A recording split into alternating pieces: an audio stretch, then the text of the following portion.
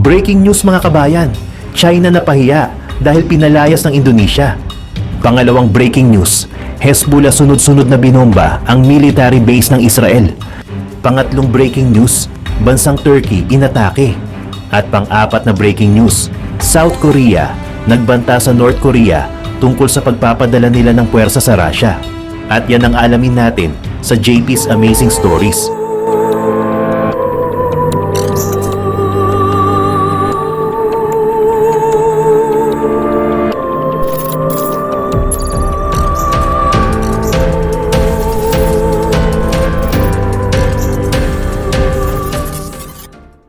Isang deadly terror attack ang inilunsad ng mga armadong assailants sa isang aerospace company na pinamamahalaan ng Estado ng Turkey malapit sa kabisera ng Ankara noong Miyerkules, pahayag ng mga opisyal ng gobyerno.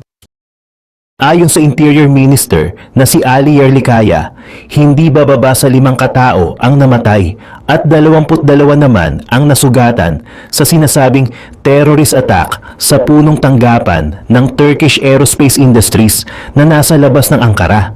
Dagdag pa niya, 2 daw ang nagsagawa ng pag-atake, isang lalaki at isang babae, ngunit napatay din ang mga ito. Ayon kay Turkish Vice President Cevdet Yilmaz, kabilang sa mga namatay ang 4 na empleyado ng nasabing kumpanya at isang taxi driver na naghatid sa mga salarin sa nasabing pasilidad.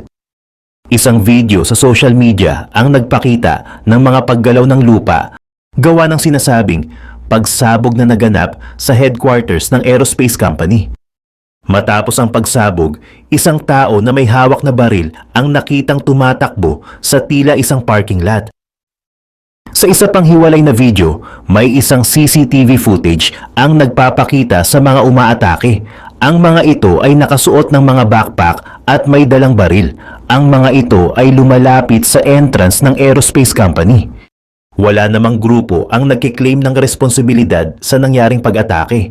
Ngunit nang tanungin naman ng mga journalist ang Turkish Defense Minister na si Yasar Güler, sinabi nito na ang militanteng Kurdistan Workers Party ang maaaring nasa likod nito. Ang Kurdistan Workers Party o PKK ay kinlasified bilang isang teroristang organisasyon ng Turkey, European Union at United States.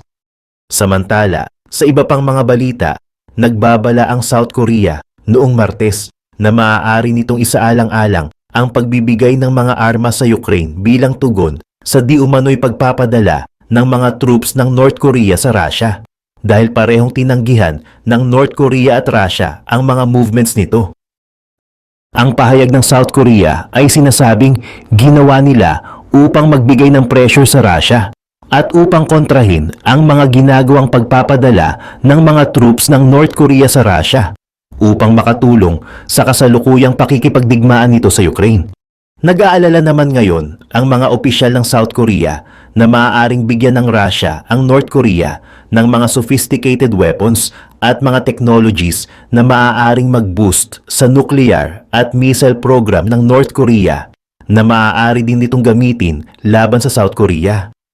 Sa isang Emergency National Security Council meeting, kinondena ng mga South Korean top officials ang North Korea tungkol sa mga pagpapadala nito ng mga troops sa Russia at sinabi nila na ito daw ay isang grave security threat, hindi lamang para sa South Korea kundi maging sa international community. Inilarawan din nila ang North Korea bilang isang criminal group na nampupuwersa sa mga kabataan na mag-serve bilang mga Russian mercenaries para sa isang hindi makatarungang digmaan, pahayag ng South Korean's Presidential Office. Samantala, sa iba pang mga balita, Indonesian Coast Guard itinaboy ang barko ng China sa pinagtatalunang karagatan. Itinaboy ng mga patrol ship ng Indonesia ang isang Chinese Coast Guard vessel palayo sa isang survey vessel sa isang pinagtatalunang lugar ng South China Sea. Ito ay pangalawang beses na nangyari sa loob lamang ng 3 araw ayon sa mga Indonesian authorities. Ayon sa Indonesia, nag-deploy sila ng 2 ship vessels at isang aircraft para paalisin ang Chinese ship sa contested waters. Ayon sa Indonesia, nadistorbo ng barko ng China ang ginagawang survey ng Indonesia State-owned Oil and Natural Gas Company na PT Pertamina. ang survey work na ginagawa ng Indonesia ay tumutulong para makapag-locate pa ng mga oil and gas reserves sa ilalim ng dagat. Wala pa namang naging tugon ng China sa nangyari. Sa iba pang mga balita, ang Hezbollah ay naglunsad ng 140 missiles sa isang base ng Israeli Defense Forces malapit sa Haifa. Ang pag-atake na ito ay bahagi ng tumataas na tensyon sa border ng Lebanon at Israel. Pinabagsak din ng Hezbollah ang ika-4 nitong Israeli Hermes drone sa loob ng 1 linggo. Sinasabi din ng grupo na winasak nito ang 5 Israeli Merkava tanks sa loob lang ng 1 araw.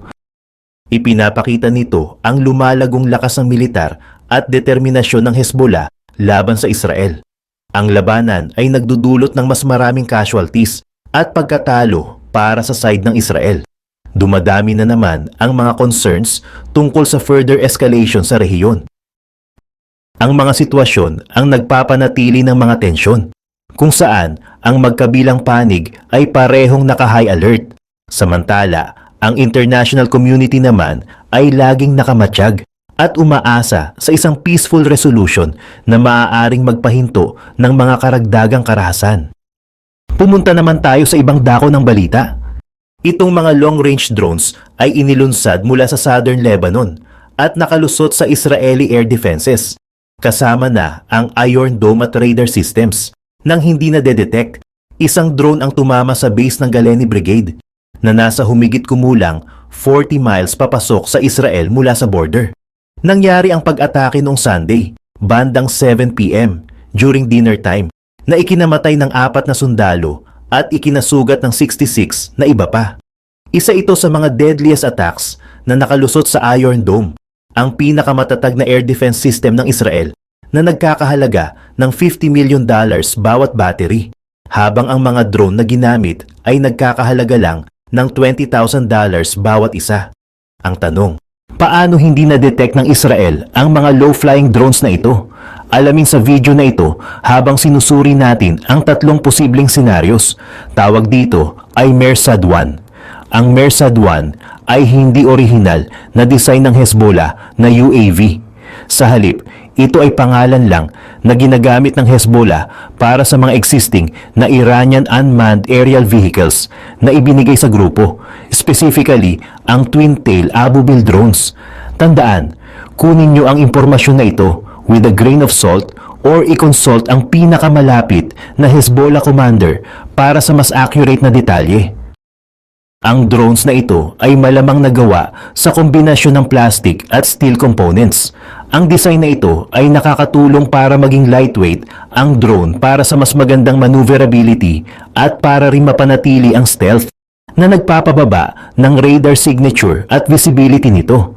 Ang nasa baba ay ang rocket-assisted takeoff. Ito ay tumutulong sa drone para mag-launch mula sa mas ligtas na distansya at i-eject ang rocket para mabawasan ang bigat. Ginagawa ito para tulungan ang Chinese-made Mado 550 na isang re-engineered version ng kilalang German Limbach 550E engine na mag-take over. Ang Mado 550 ay isang 4-cylinder, horizontally opposed, air-cooled 2-cycle engine. Kapag tinanggal ang cover, makikita na isa itong surveillance drone na posibleng may forward-mounted camera. Ang camera na ito ay may iba't ibang gamit tulad ng pagkuha ng images at videos para sa intelligence gathering at para tulungan ang drone sa navigation. Direkta sa likod ng camera, maaaring may maliit na space para sa isang warhead. Malamang ay naglalaman ng TNT. Ang warhead na ito ay compact pero strong enough para magdulot ng significant impact kung gagamitin ng drone sa offensive operations. Ang power ng drone's electronic components, kabilang ang camera at navigation systems, ay galing sa isang battery pack. Bukod dito, ang battery rin ang nagpapagana sa mga servo mechanisms na kumukontrol sa steering at stabilization systems ng drone para siguraduhin ang smooth at precise na maneuvering habang lumilipad. Sa Scenario 1, ang air defense systems ng Israel ay highly advanced, kayang i-intercept at i-neutralize ang karamihan ng projectiles na papunta sa bansa. Ang technology na ito ay dinisenyo para harapin ang powerful rockets at missiles na may impressive track record of success. Ngunit ang mga drone ay nagdudulot ng kakaibang hamon.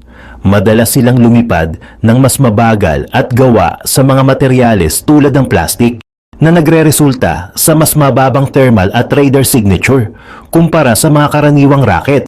Dahil maliit ang size ng drones at gawa sa ganitong mga materyales, mahirap silang madetect ng radar systems.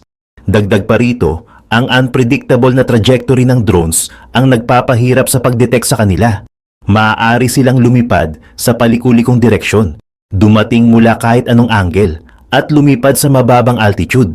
Dahil sa laki nila, maaari pa silang mapagkamalang ibon.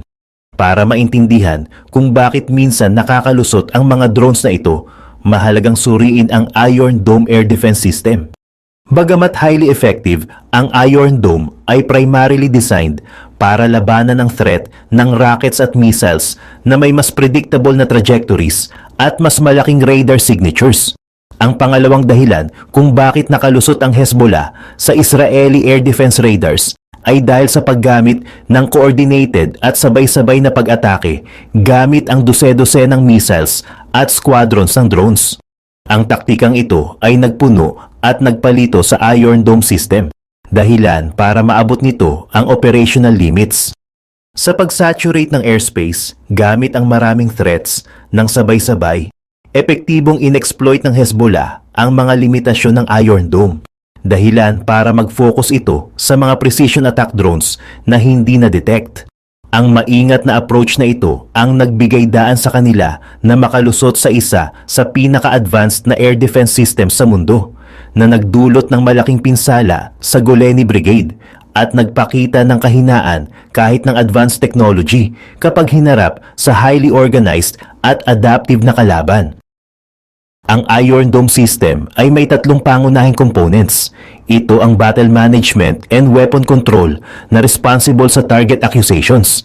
Narito ang missile firing unit. At finally, meron tayong detection at tracking radar. Karaniwan, ang isang Iron Dome battery ay may 3 hanggang 4 na launchers. Bawat isa ay kayang maglaman ng hanggang 20 interceptor missiles. Sa unit na ito, mayroong 20 interceptor missiles. Ang isang launcher ay nagpoprotekta sa area ng isang medium-sized na city para sa strategic installations. Ayon sa reports, ang bawat battery ay kayang protektahan ang isang area na humigit kumulang 150 square kilometers na tinatayang 12 by 12 kilometers. Ang Iron Dome missile ay dinisenyo para tamaan ang target nito ng head-on mula sa harapan. Pagdating nito sa assigned target, nag-a-activate ang mga advanced sensors at laser system nito. Kapag activated na, magti-trigger ito ng proximity fuse warhead na may fragmentation rounds sa loob ng 10 meters range mula sa target para masigurong maximum ang damage sa impact. Samantalang ang mga drones naman, pwedeng i-launch mula sa mga unexpected na locations, lumipad sa mababang altitude at mabilis na magbago ng direksyon, tulad ng ipinapakita sa animation. Kapag nakalock na ang mga drones sa target gamit ang kanilang inertial guidance systems, diretso na silang lilipad patungo rito. Sa particular na senaryo na ito, ang target ay ang dining hall at tumpak na nakanavigate ang mga drones para tamaan ito. Kung ang precision attack na ito ay dahil sa skillful calculation o sa simpleng swerte lang, kahanga-hanga ang level ng accuracy para tamaan ang isang maliit na target sa tamang oras at lugar, lalo na kung iisipin na low-tech lang ang gamit dito. Finally, nandito na tayo sa scenario 3. Posibleng fictional ito pero maaaring nag-time ng perfect ang Hezbollah sa situation. Maaaring may friendly drone na bumabalik sa base. Kaya't pansamantalang isinara ng mga Israeli ang kanilang air defense system upang pahintulutan ang paglanding ng drone. Pero imbes na friendly drone, isang flying bomb ang bumagsak sa dining hall na nagresulta sa malaking setback para sa IDF air defense system. Pero ang fiction na ito ay naging reality noong inatake ang base natin noong January 28, 2024. Ito ang Tower 22. Na may small US logistics outpost na matatagpuan sa northeast ng Jordan, malapit sa borders ng Iraq at Syria. Isang one-way drone na lumilipad sa mababang altitude ang bumagsak at sumabog sa isa sa mga barracks kung saan natutulog ang mga sundalo na nagdulot ng kaguluhan at pagkawala ng buhay ng ilang US soldiers. Pero ang million-dollar question ay ito, paano nabigo ang US Air Defense System na kontrahin ng enemy drone? Habang bumabalik mula sa misyon ang isang American drone, pinatay muna ang air defenses para makapag-landing ang friendly drone. Kaya't na-disable ang Coyote Interceptor drones na siyang air defense system para maiwasan ang friendly fire. Sa oras na ito, isang kamikaze drone ang tumama sa US Tower 22 Barrack. Pero lahat ng mga drone na ito ay nakadepende sa mas murang rockets para ma-overwhelm ang formidable Iron Dome systems at ang fire and control departments. Ito ang Fedra rocket na karaniwang ginagamit ng Hezbollah at Iran bilang isa sa major armaments sa unguided rocket sections. Kapag mounted sa Toyota truck, kayang mag-fire ng mga rocket na may motors na naglalaman ng solid rocket fuel lang. Tingnan natin ang loob ng Hezbollah rocket. Ito ang fuse ng rocket. Moving further back, andito ang warhead na may bigat na humigit kumulang 57 pounds or 26 kilograms. Just behind it ay ang rocket motor at solid fuel system. At finally, ito ang mga fins na lumalabas pagkatapos i-fire. Sila ang responsible para sa stabilization ng missile. Depende sa variant, may range ito ng hanggang 10 to 75 kilometers. Kayang mag-launch ng weapon system na ito ng 20 hanggang 40 rockets sa loob lang ng 20 seconds. Ang strategy ng weapon na ito ay para mag-deliver ng overwhelming firepower na designed para atakihin ang isang area kaysa sa isang point target. Kapag pinalaunch mula sa 20 kilometers away, ang isang salbo ng 20 Fedra rockets ay kayang mag-create ng lethal damage area na 20 hectares. Pagpunta natin sa area headquarters, dito kinokontrol ang communication at direction ng infantry at troop movements. Ang lahat ng ito ay nakakamit gamit ang surveillance drones tulad ng isang ito. Ang mga drones na ito ay kayang mag-scan ng area, mag-relay ng rough latitudes at longitudes at mag-assign ng designated targets. Tingnan natin ang basic process ng pag-fire ng one-way UAS. Ang surveillance drone ay pwedeng mag-loiter at maghintay ng target. Kapag identified na ang target, pwede nang i-launch ng Hezbollah ang mga self-made kamikaze drones gamit ang rocket-assisted takeoff. Sa video na ito, tinalakay natin ang isang malaking pag-atake gamit ang long-range drones na inilunsad mula sa Southern Lebanon na nakalusot sa advanced na Iron Dome air defense system ng Israel. Isang drone ang tumama sa base ng Galeni Brigade, kung saan 4 na sundalo ang namatay at 66 ang nasugatan. Sinuri natin kung paano nakaiwas ang mga drone na ito sa detection. Binibigyang diin ang kanilang design, maneuverability at stealth features. Ipinakita rin natin ang posibleng scenarios kung paano nakalusot ang mga drones sa isa sa pinaka-advanced na air defense system sa mundo. Binigyang pansin din natin ang mga taktika na ginamit ng Hezbollah, kabilang ang coordinated attacks na ginamit para malito at mapuno ang Iron Dome system. Sa huli, binanggit natin ang mga kahalintulad na insidente kung saan inatake ang mga US military outposts. Pinapakita kung paano nagiging epektibo ang mga low-cost drones laban sa high-tech na defense systems. Kahit gaano pa ka-advanced ang mga air defense systems tulad ng Iron Dome, ipinapakita ng mga pag-atake na ito na may mga kahinaan pa rin sila, lalo na kapag hinarap sa mga organized at adaptive na kalaban na gumagamit ng low-cost drones. Minsan, hindi lamang sa teknolohiya umiikot ang labanan, kundi pati na rin sa mga diskarte at pagkamalikhain ng mga umaatake. Ang mga pangyayari tulad nito ay nagsisilbing paalala na kahit gaano pa kalawak ang pag-unlad ng teknolohiya, mayroon pa ring puwang para sa innovation at strategic thinking sa modernong warfare. Patuloy nating bantayan ang mga susunod na developments sa mga air defense systems at kung paano sila mag-a-adapt sa ganitong mga uri ng threats. Ano kaya ang magiging sagot ng Israel at ng iba pang mga bansa sa mga bagong hamon na ito sa seguridad? Alamin natin sa mga susunod na kabanata ng conflict na ito.